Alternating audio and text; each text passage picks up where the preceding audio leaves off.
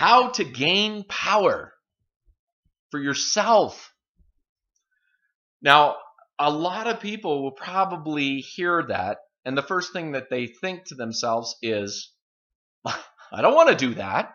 I don't want power. Look what power does. Power is evil. Power creates corruption. Power creates separation. This is the collective way. I think this is what the Bible was trying to warn us of. They ate from the tree of knowledge of good and evil, or the knowing of good and evil. And so what we as humans do is that we compartmentalize things into either being a good aspect or an evil aspect. There's good and evil. And what we end up doing is we end up being in opposition to things.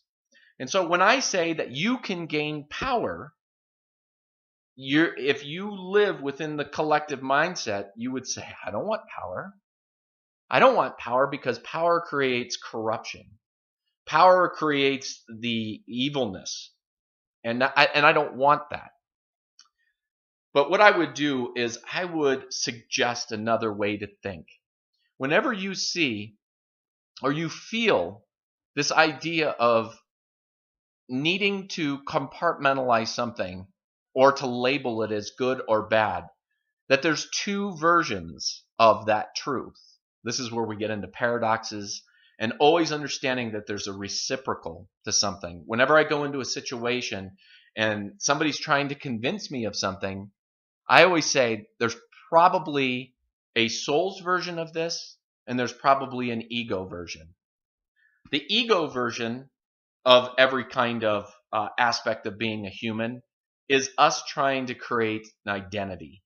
It is the ego's version is separating ourselves from God or edging God out, like Wayne Dyer said. And then there's a soul level aspect to everything. So what I'm trying to bring across in this video about power is to not compartmentalize power.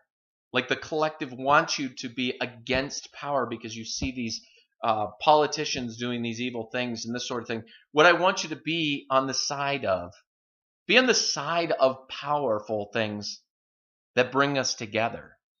And we also shrink ourselves when we say, but I'm not powerful. I don't have the money of Donald Trump. I don't have the celebrity of Brad Pitt. I don't have the power of the president.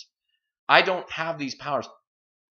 Not everybody can achieve these powers, but everybody can achieve the power of compassion, the power of love. And we all know that these powers are incredible forces in this earth. And what we know about compassion and love is that these are aspects that are godly. These aren't the things that separate us. These are the things, this is the type of power that brings us together.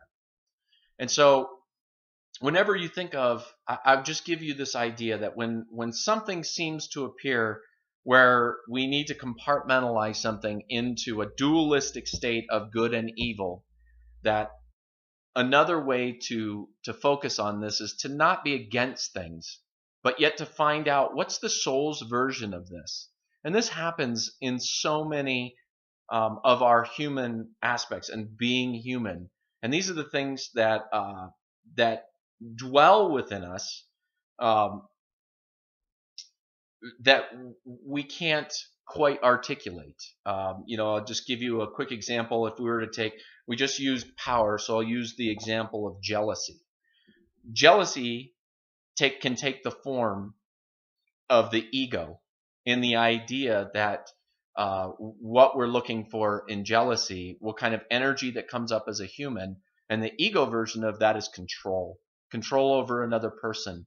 And we create that energy, and then we need to control that other person in order to make them do what we want.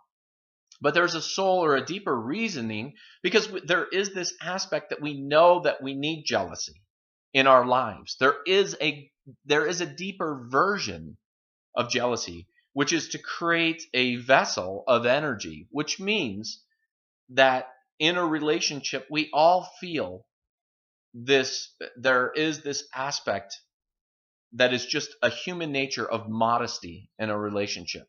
And so when we practice modesty, what we're offering to the other person is this positive aspect and creating a vessel of intimacy to bring out into the world. And so so what I'm trying to get across there is that when you normally hear the collective idea of jealousy, we immediately say, oh, that jealousy is evil, and we compartmentalize it. It's really to look at that it's okay that there is a yearning for us to be jealous. But if you are trying to control somebody with your jealousy, you're edging yourself apart from somebody else.